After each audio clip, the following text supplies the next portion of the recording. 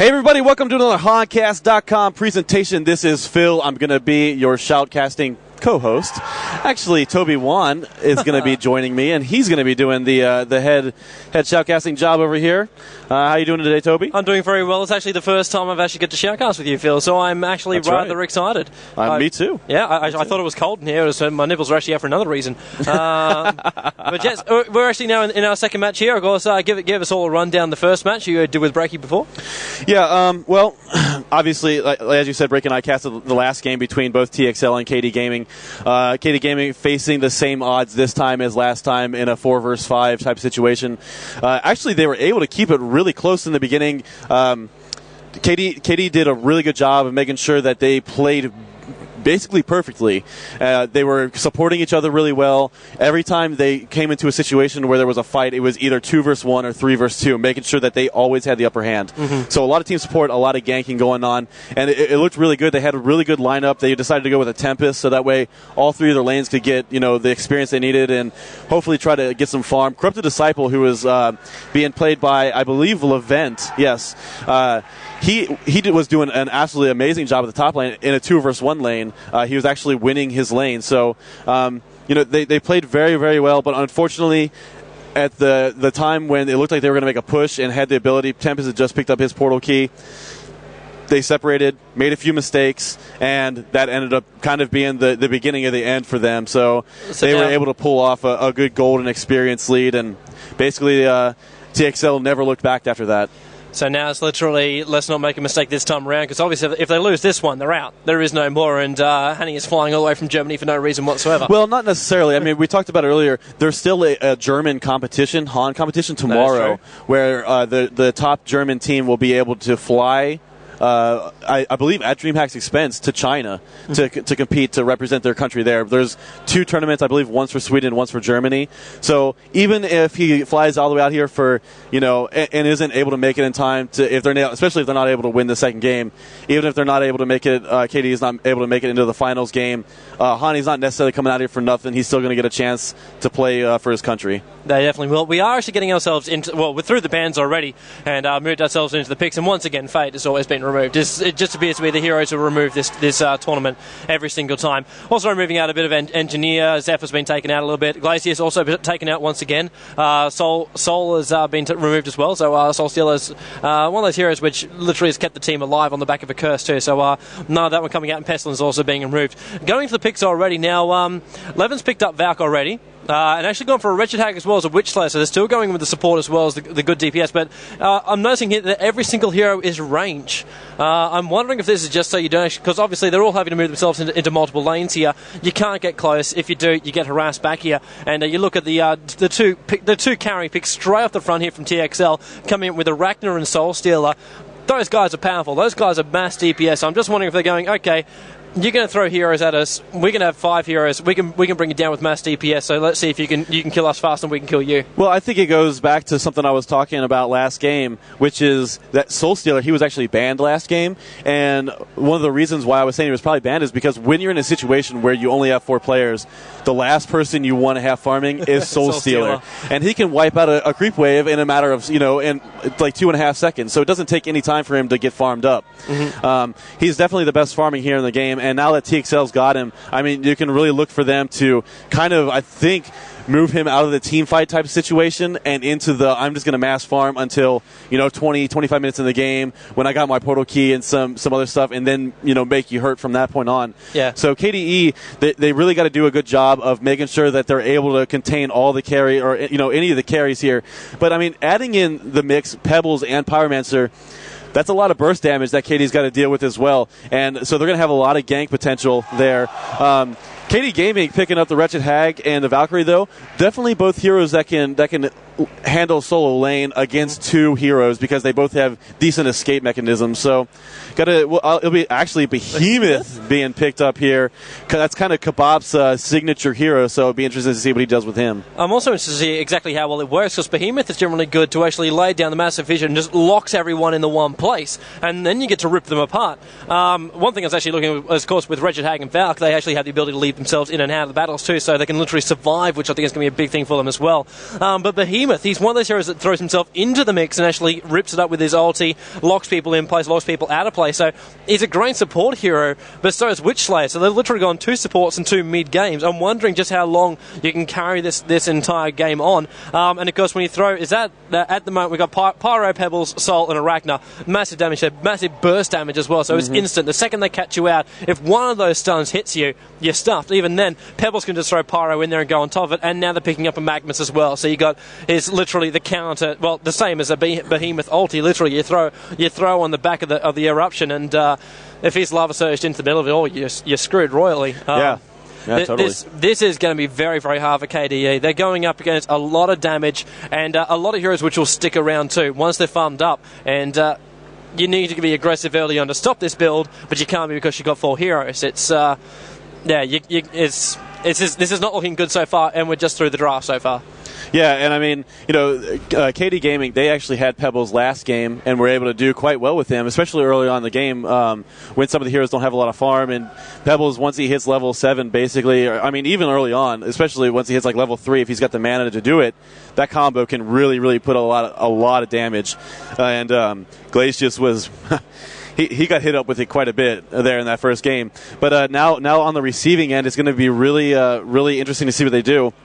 And Behemoth, not the best farmer, I mean, despite Kebab's ability, Behemoth does not have any native, good native farming ability. Like, you consider Fissure to have, it does a lot of damage when it gets leveled up, but it also costs a lot of mana early on in the game, so you can't just throw that out whenever you want. It'll be interesting to see what kind of lane setup they go with here. You got to assume that's probably, looking at it right now, looks like we might be seeing at the middle lane, perhaps Witchslayer and Valkyrie, not sure what they're doing to line something up here. Maybe just waiting for that top rune.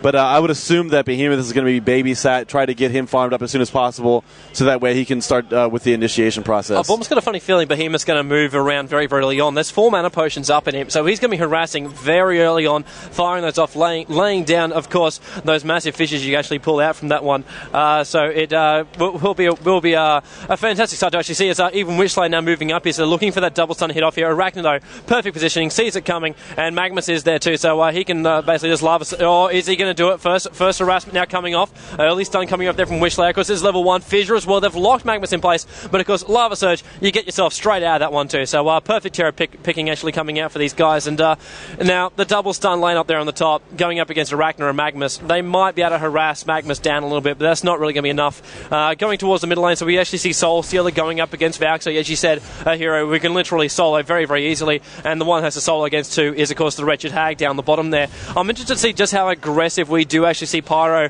as well as Pebbles being on that bottom lane. Now, they have the advantage. They can move themselves in. They know, literally, we can pummel them into the deck early on here, and we can really harass what Wretched Hag back, and there's no hero to replace her once she actually goes down HP. So I'm interested to see just how aggressive this side is going to be, the Hellborn side, because obviously the Legion, they will be heavy defense and heavy just get these first 6 levels up.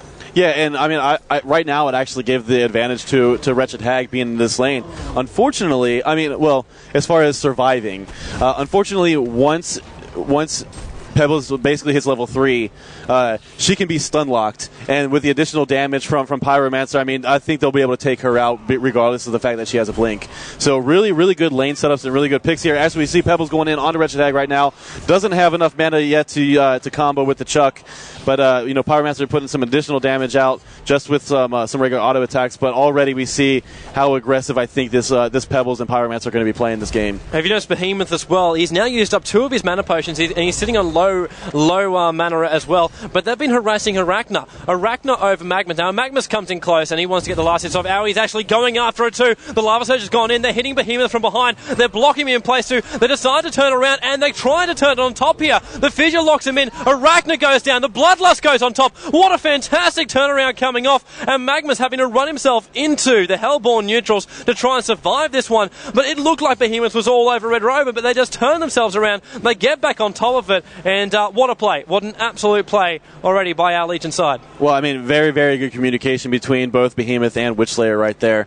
Witchslayer waited pretty much the proper amount of time to put a stun out to make sure that he could lock both of them in the stun, and then Behemoth's Fissure stun. I mean, he's already gone through all of his mana potions already. Yep. So he's definitely looking to make sure that if they get close, they're going to pay for it. Yeah, and because 2 minutes and a half, 2 minutes 50 seconds, and you've gone through 4 mana potions and your max mana anyway. It's a lot. It is a lot of harassment that was coming off there, but that costs a lot of money to actually do so as well. So he can't keep that up forever. We'll have to wait and see exactly how well that lane continues to go. Wretched Hag, I want to have a bit more of a look down at her, because obviously she's the one doing it tough for the entire Legion side at the moment. Taking the 2-on-1 scenario here. Let's look at even Pebbles just moving around the side there. No wards up on the side too, so they've got no vision of when the gank is going to come. So literally, the second you move past that area, Wretched Hag forced to go into the neutrals, forced to use the line of sight to try and stay close enough to get that XP and keep moving up while still not getting too close to actually get caught on the back of the double stun. Yeah, and I mean, her creep score has definitely suffered because of it. Because, I mean, Pyromancer and Pebbles, they're playing, usually they're playing way out in front, of the creeps to allow the other one to get as much creep farm as they possibly could desire. So, I mean, they're playing it really smart. They're making sure things happen. Now Pebbles coming around, maybe trying to set something up on Wretched Hag, but I don't think he's going to be able to catch him there as Wretched Hag's making his way back down towards his tower. But, I mean, overall, pretty passive play from this bottom lane thus far. Yeah, that it is. Mid lane's getting slapped royally here as Valk is now coming back in again. Valk has been very, very confident going up against this Soul Stealer. If we didn't want to... Oh, the Demon Hand too short. Demon Hand too short, then too long. Going off. Should be able to actually claim the blood there, but no, the healing coming off there. And, of course, that was kills going off in the top lane as well. I still see a fissure going off there, as looks like we've lost one from either side up there on the top lane, with Arachna as well as our Behemoth being the last one left standing. And, I mean... Obviously, you don't want to see any heroes go down, especially when you're in a situation like TXL where it's 5 versus 4. I mean, you want to make sure that you take the lead in the early game and then keep it up all throughout the game. But they've been trading, they just traded a kill there at the top lane. However, Arachna, he actually was able to pick up that kill. So you got to assume, or you got to like the fact that Arachna was able to stay in there and pick up that kill. Yeah, that definitely was, because to actually stay there, we're back again. The first stun comes off, but Arachna's all right. He's going to fall himself back here. But yeah, that is definitely the confidence of a player to actually know when he's in over his head or when he can actually pull something off. It's definitely something we do love seeing. Magma's now coming in around the side too, so it looks like they're not quite finished just yet. Witchslayer coming around the corner though. Magma's forced back there. Level 3 coming off on the back of him, and Wish Doctor running around level 4. So we got a little bit up on the levels, but it's not that much to actually go off on it. As DD's actually also popped off here on Valk in the middle, as he actually took the 4-minute rune just there too. It looks like rune control all going towards the Legion side as well. So something, you got 5 heroes. You want to try and keep that control up as well as more heroes going down up here on the top lane. And looks like who do we lose up there on the top? Witchslayer was taken out. Pyromancer decided he's had enough of this harass from Behemoth and Witchslayer by the top lane. He ported in from bottom, and Witchslayer was trying to stop the creep pull from Magmus, but Magmus, I think, planned that the entire time, running into somebody there. So he was able to get the stun off on Witchslayer, and then they comboed with the typical Magmus Pyromancer combo. Yeah, it is a fantastic combo. You watch it everywhere, because once you get positioned there, it literally makes the pyro stun so much easier to pull off here. As it looks like a regen rune is actually going to go into the hands here of our Soul Stealer in the middle lane. So he'll actually have that regen coming off, and of course both mid solo heroes are running a bottle here for both Legion as well as Hellborn. As we do see Valkyrie moving himself back in now. As looks like Pyromancer moving himself around a little bit more now, moving it back in towards the middle lane here. So Wretched Hag left by herself up against Pebbles. So Pebbles, he's now having to literally be a little bit more cautious, actually just dropping down the ward, watching that movement from the mid to the bottom as well as that bottom rune. As Demon Hands being a little bit off target, not completely off target, but it is allowing overpower just a little bit further up on the lag. As I've been asked to actually put the board up for people. Actually, there was action down bottom. Looks like. Was that Wretched Hag? It was. Wretched Hag was taken out, and that's exactly what we were talking about. That Pebbles combo is just absolutely devastating, and you put in that Pyromancer, I mean, there's no way to escape. You don't have the time. The stun lasts 2 seconds from Pebbles. If you combo the stuns and then go with the Phoenix Wave and the Chuck right after that, that's typically not how it's done, but it allows for the maximum amount of time for the stun to be landed and allows you to put out the most DPS. So able to take out Wretched Hag with that. And honestly, if Wretched Hag returns to this bottom lane, I think that's only the beginning of the combos that we're going to see from that team. Yeah, it doesn't look like Wretched Hag's actually going to do that, though. She's headed up towards the middle at the moment, so we're maybe a bit of a change around. Valk might even switch over a little bit, but Wretched Hag going up against a Soul Stealer is not going to last much longer. Valk actually running all the way back to base now to actually heal up and get a little bit more mana up the sleeve as well, as Wretched Hag actually runs towards middle, then actually TPs towards the top. So now going to actually join up there with Witch Slayer, and very smartly doing too, because Arachna is currently sitting there on half HP, so if they manage to pull it off, it's going to work for him. Wretched Hag actually hiding out near the outpost, so she hasn't exposed herself just yet, as Witch Slayer doing the same, just hiding himself off for just a little bit here. TP coming back towards the middle, and that, of course, will be our Valkyrie rejoining that middle lane. And I'm just wondering if there needs to be a certain level of roaming now. We're all up to level 6 right now, so apart from Witch Slayer, but there's just got to be that time when you've got to move yourself around. You can't always just sit in your lanes, because if you've got 5 heroes farming up against 4, you're not going to win that battle. You've got to try and take an advantage. You've got to try and get the upper hand in this game somehow. Yeah, and take a look at Pebbles. I mean, he's free farming this bottom lane, and that's the last thing you want to have happen. I mean, a lot of times people talk about like carries that you don't want to have farmed up early on in the game.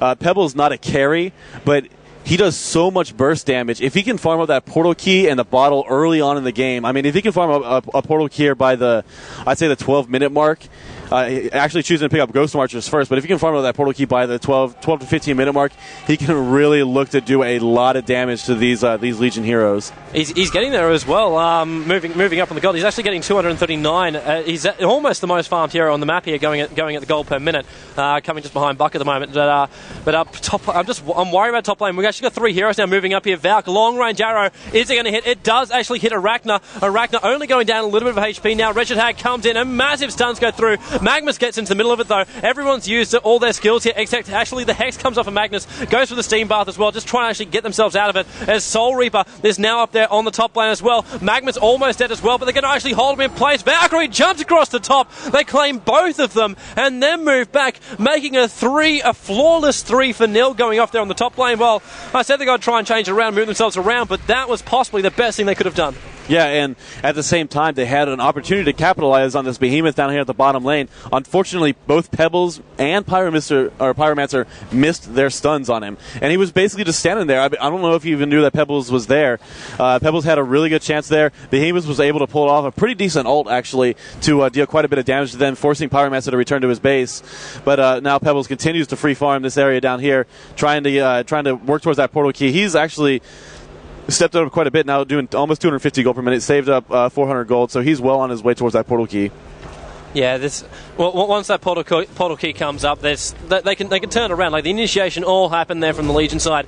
You turn that around with a portal key. It's so easy. You just start that initial stun coming off, catch him out of position, moving back towards the middle. Now we've actually got another 4 heroes moving on down. Witch Slayer's running on through the trees. Wretched Hag running a bit of the high ground, while Behemoth is still pushing that lane up here. As even just watching the Witch Hunter moving himself up there. Witch Slayer moving up there in the midsection, just having a bit of a look around, seeing where the heroes are, get that little bit of vision up on the high ground. As a creep wave, they need a full creep wave to actually come on through. Fissure already goes through, Blink goes through, Scream goes off as well, pushing the Soul Stealer off. Double TP support now coming in. Potom Arrow just missing off the back of Valk Arrow just missing off the back of that one. And instantly you got Arachna moving on through, just trying to be more aggressive and push them back out there. And they almost managed to pull it off there, but very quick support. They couldn't fight too long there, and in the end had to fall back here. It looks like we might actually have a bit of a 4v4 battle happening on the middle here, depending on who's actually going to TP in just next at the moment. Soul Stealer, Arachna, Pyro, Pebbles. Actually, no, we do actually have 4 there in the middle lane at the moment, so just waiting for the right time to push over. But they're going to get caught on the back of their heels if they don't try and push themselves in at the moment. They're going to get caught on their side of the river.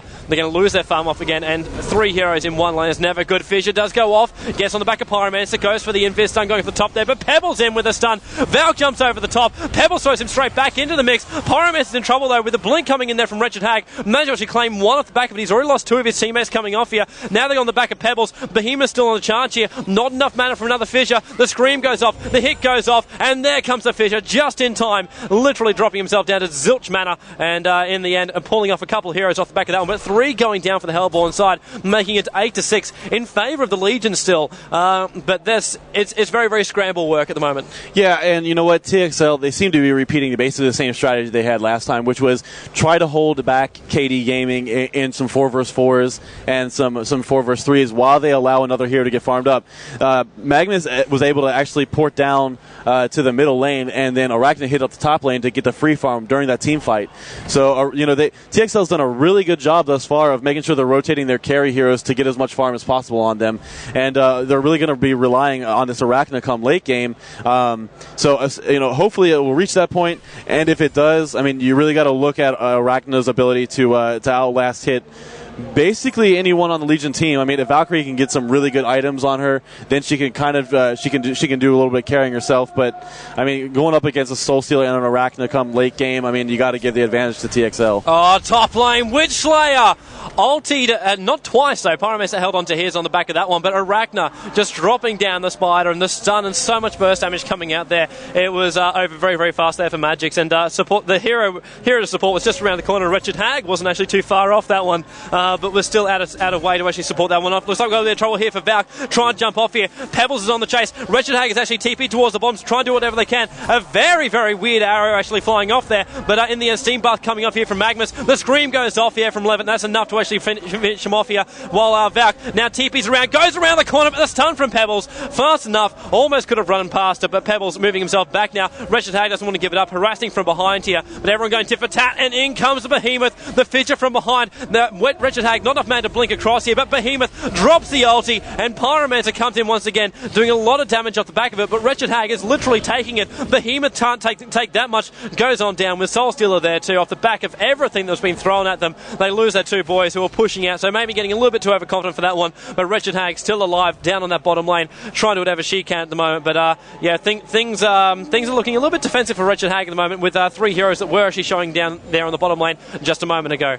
TXL really capitalizing on some of the mistakes that have been made thus far. I mean, not just in this game, obviously, but we talked about the last game as well.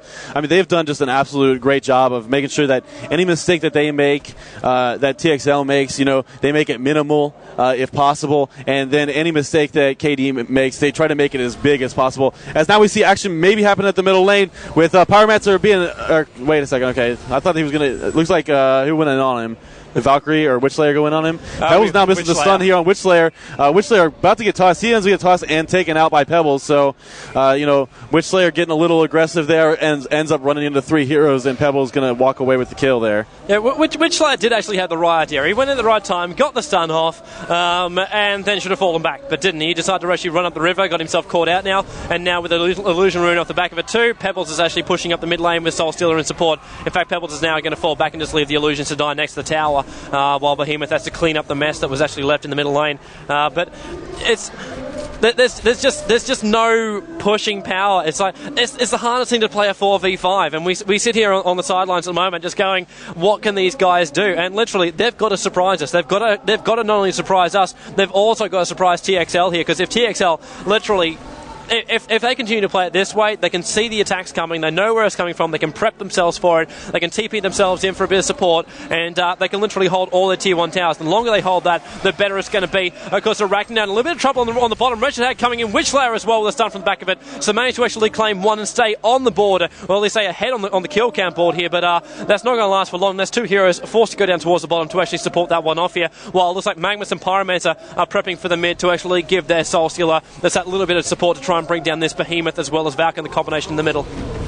Yeah, Magnus still has not picked up his portal key. I mean, not too surprising. It took him a little bit of time in the last game to pick it up as well. I mean, he's mostly been trying to focus on making sure that he supports his team as well as possible. Soul Stealer, though, he's actually been doing a pretty good job. He's had the ability to pick up a portal key a couple times, I think, just for deciding not to do it.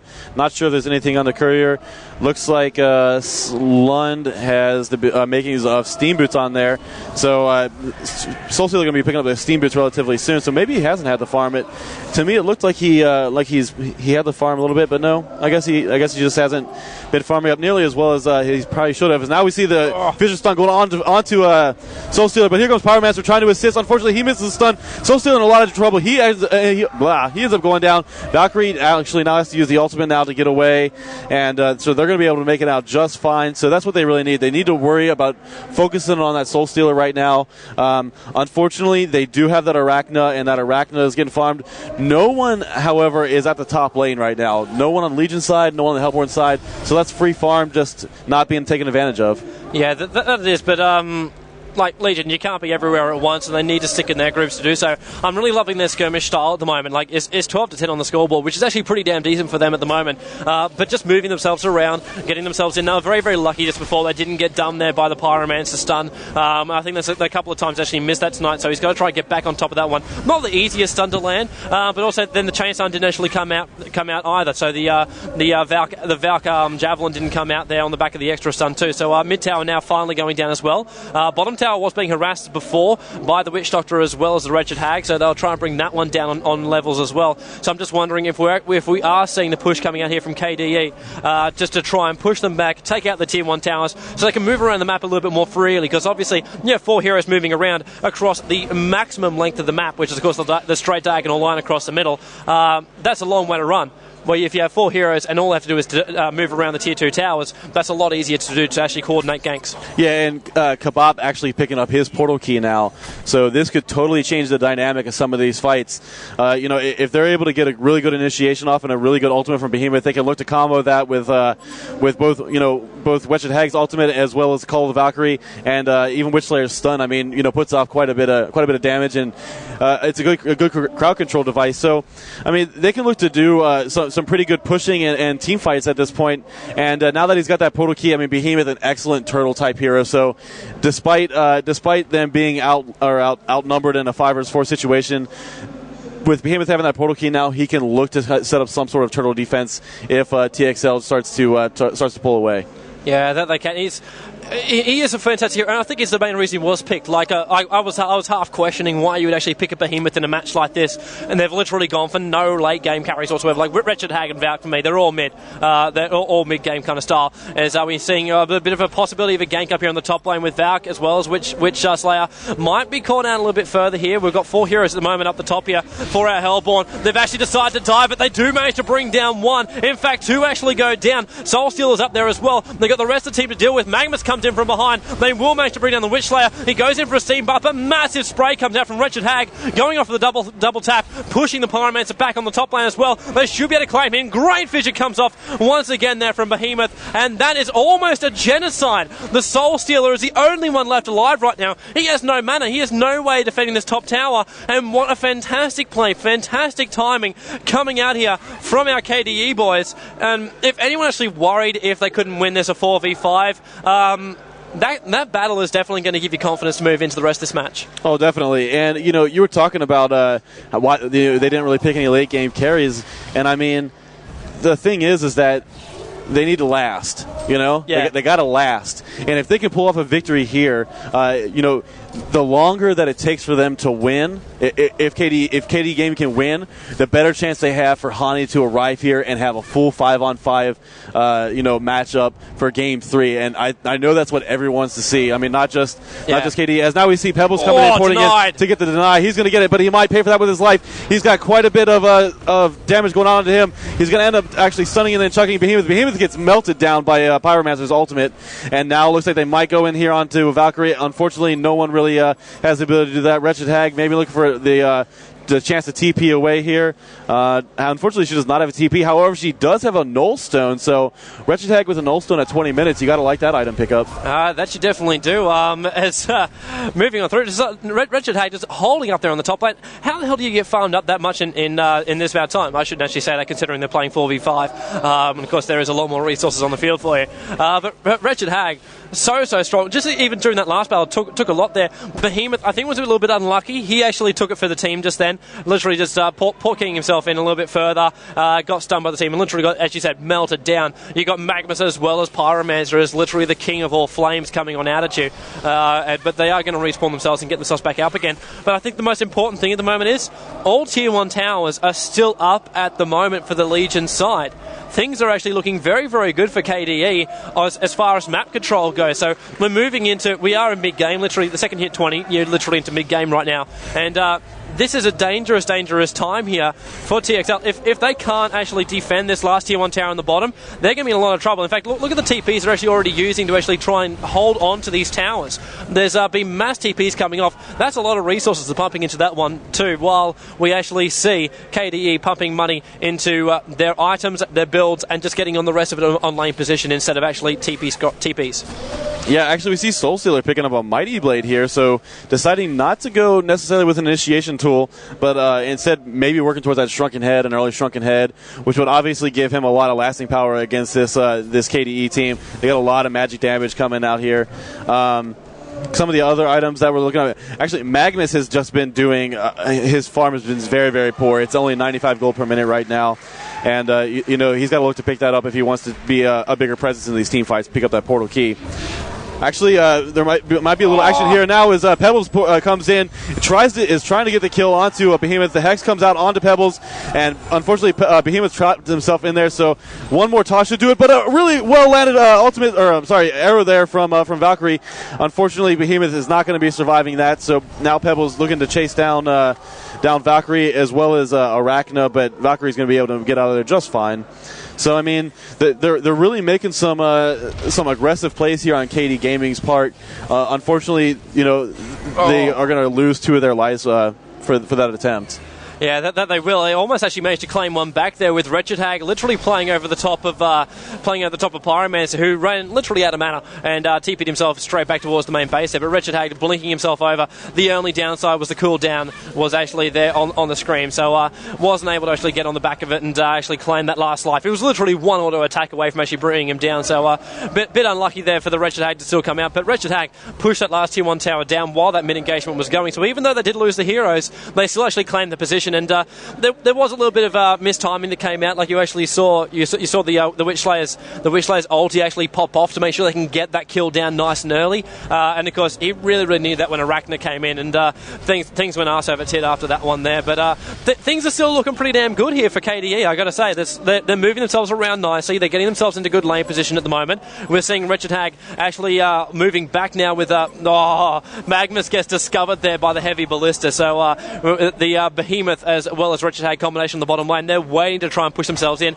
But while this happening, Witch Slayer's farming up mid lane, so they are still getting their farm up while still keeping the pressure on the lanes, and it's a great combination from them at the moment. Yeah, and during that whole time where it was kind of a standoff there at the bottom lane while everybody's trying to figure out what's going on with the tower, Pebbles was able to pick up that portal key. So now that Pebbles has that portal key, he's basically going to be trying to match Behemoth 1-for-1 with initiation. You got to get in there, you got to blink, put out as much damage as possible, and now that he's picked that up, I'm looking for him to take a much more active role in these team fights. Yeah, it would be fantastic if he did. I'm loving the movement just down below now, as we saw a couple of the Legion heroes move down past the ward of sight, which is actually watching that bottom rune there for KDE. And Witch Slayer instantly walks straight down towards the bottom lane. Doesn't want to waste the money on the TPs or anything like that. And then straight away TXL moves back out of the bottom lane, moving out towards the top lane of Soul Stealer, having to find himself on the defense. I just still can't believe that when you're playing a 4v5 match here, that when the Legions are playing one player down, that the Hellborn literally only have their creep wave on their side of the river. That shouldn't be happening. They should be able to push this out a little bit further. Lasted or not, there should still be the ability to actually keep those lanes pushed out. Yeah, or I mean, at the same time, you could look for them to at least keep it even where they're at, so that they can maintain the farm. I mean, they do have that advantage. They have the advantage of being in, especially early game. They had the advantage of the 2v1 in those lanes, and they had, they should have been able to keep the creeps closer to them and not allow anybody to get any farm. As we might see some initiation down here at the bottom lane. And here comes Behemoth coming in. He ports in, actually uses the Fissure Stun, not the ultimate, but then there goes Pebbles. He ports in. There's the ultimate right there. Now Wretched Hag coming out with the ultimate, going to do a ton of damage to Pebbles, as well as Arachna. Arachna definitely going to go down here. One more auto attack's going to do it. She goes down, but here comes Soul Stealer, putting it on the Demon Hand. Not going to be able to necessarily finish anybody off. Soul Stealer just the only one left alive. They are one hero kill away from getting their second genocide this game. KDE really putting the hurt onto this Hellborn team. tXL, they really got to make something happen if they want to come out with this game. As now Behemoth going in once again. He puts the Fissure Stun out, locking Soul Stealer in. He's going to try to port away, but Behemoth, he is going to be in range to put the Enraged Stun down. Now there's the ultimate coming up from Soul Stealer. Not going to be in time, though. The auto attacks are going to come out, and there is the second genocide from KD Gaming in a 4v5. KD Gaming, you got to give them props on that. There's massive props right now, and I think we're about to see you batten up the hatches and turtle yourself up, because everyone likes turtles. And that's literally what's going to come here from the Hellborn side. The biggest push, though, the KD Gaming is going to have to do is get in there and take out a Rax. Without that Rax, they don't have this game. They need the Rax down, because the Rax literally gives them an extra player. You take down a Rax, you get the supersized mini creeps going up a lane, and then you literally have to commit one player every 2 minutes or so to clean out that lane to stop the big push which is coming. And that's when it starts to balance themselves up here for KDE. So KDE, they need that Rax. At the moment now, they're shifting their attention towards the Tier 2 tower in the middle lane, while Pebbles is still moving around on the outside. They're waiting for the right time to actually initiate this attack right now. I don't think it's going to come out anytime soon. The deny actually does come through on the deny of the tower, but still just waiting for them to actually push out this mid lane, but nothing's going to come. The Legion's all fallen back right now, and there's actually a Legion deny tower as it goes off in the middle. Yeah, I was about to say, I mean, 28 minutes into this game, and the first tower in a 5 vs 4 goes down. So and it was denied. So, 28 minutes into the game, and TXL has themselves not successfully pushed down a tower. And that really says something about the aggressiveness and overall teamwork of KDE. It does. They're just... like the coordination, we've seen it so much already in this tournament so far with KDE. Their perfect timing that's been coming out. Without that, they would not be able to pull this off. And I think really a 4v5 does test the top teams out a lot, just to see the skill level that does come out from them. I'd love to see them in a 5v5 going up against these top teams, because then it literally becomes even par. And then you see the different change in hero builds as Witchslayer comes up through. Oh, caught completely out as Pebbles came straight on top of Magic's head and literally gave him a headache. Soulstealer was in the neighbourhood as well, but they're not going to want to take the advantage of that one. And I think this is a troublesome time here for KDE. We're now approaching 30 minutes, and this is the time when I reckon we're going to see the Hellbourne move themselves out a little bit more, go for a little bit more ganking, and see if you can do exactly what happened there. Pick one off, and then make it a 5v3. Yeah, looks like we're going to see some initiation up top here. Actually, really, really good leap away there from Valkyrie, able to avoid the Pebble stun. And now she puts the arrow out. It's going to end up hitting Arachna. Arachna taking a ton of damage. She might go down, but before she does, she throws out the ultimate on Valkyrie. Valkyrie taking a lot of damage now. Magnus in a lot of trouble. Here comes Resurrect with that Sonar Scream, and then there goes Pebbles as well. Levent is on a bloodbath right now. Pyromancer trying to come in and get something started, but here comes the Fisher Sun from Behemoth, and there's yet another kill for Wretched Hag. Wretched Hag just making it work right now. She's got a Nullstone, and she has that Frostfield plate. She's able to take so much damage right now, as well as dish out a lot. That Frostfield plate is going to be good for her base mana. Obviously, Wretched Hag, she's quite a mana-dependent hero. Yeah. So, in order to pull off a lot of those spells and be able to kind of stick around in those team fights for a long time, you got to have that base mana up. So, with the mana regeneration from Nullstone, the base mana, and the ability to survive with both the Nullstone and the Frostfield plate, I mean, Wretched Hag is a force to be reckoned with at this point. It is. It definitely is. It's literally going to be your carry hero. Who needs to actually even get to late game? She's carried by mid game. It's just the way she's rolling out. Like, most people think, oh no, I got to try and survive this one. I'll pick up an Armadillo or something like that. But you throw a Wretched Hag into it, and she's just had the perfect start to the matches. She's moved herself in, gets the kills, and now, because with her blink ability, she's able to literally get herself into those battles, make the most of it. Like, that battle started a while before she actually got into it, and then came into it, pushing the lanes out as well. Look at that Scream going out there, and her mana is still up at half, and even putting out the Frostfield plate, that's a bit of a charge off there just to push out those lanes. And it is literally forcing the Hellbourne to split themselves up. They can't fight those 5v4 battles, or those 5v however many battles they want to, because they're forced to defend. Wretched Hag has moved between the top to the mid to the bottom, screaming, pushing, and she is literally just nailing this team off, and it's allowing the other heroes here for the Legion side for KDE to really get on top of their own game and make sure that they're actually useful heroes in this game as well. Well, definitely. I mean, Pebbles, for the most part, is pretty much done as far as items are concerned. I mean, he could pick up a few more things, maybe something like a demonic breastplate, or even just something to kind of increase his attack speed. But now that he's got that portal key and the Ghost Marchers, I mean, for the most part, I think he's done. I think what they need to do now is work on getting this Pyromancer a couple items. It'd be nice to see him with the portal key as well to facilitate in his involvement in some of these team fights. Arachna's farm has really, really slowed down. She's had these Ghost Marchers and Whispering Helm for quite a while. And since then, she hasn't really picked up much. I mean, it's been probably close to 10 minutes since she's picked anything up. So obviously she's working towards something, but she's gone down basically every time there's been a team fight, and not really able to pick up anything huge. Soulstealer ends up picking up that portal key after building the Mighty Blade. So finally realizing that Magnus was not anywhere near close to being on his way to picking up that portal key, and now has to take up the initiation role.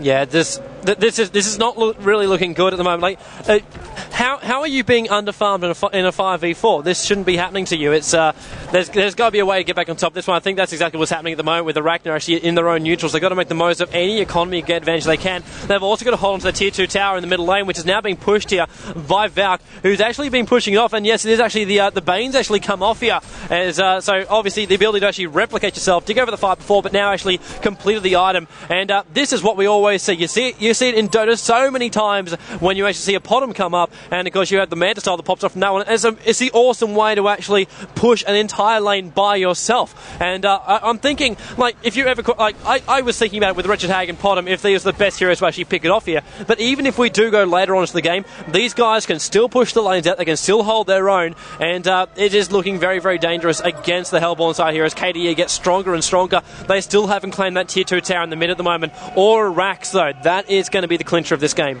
Yeah, Witchslayer picking up a tablet of command, so that's going to be just another kind of tool that he'll be able to utilize. Obviously, he can really disrupt a spell. I mean, you talk about Magnus, who actually might end up getting caught here. There comes Soul Stealer right now. Yeah, 5 Valks up here.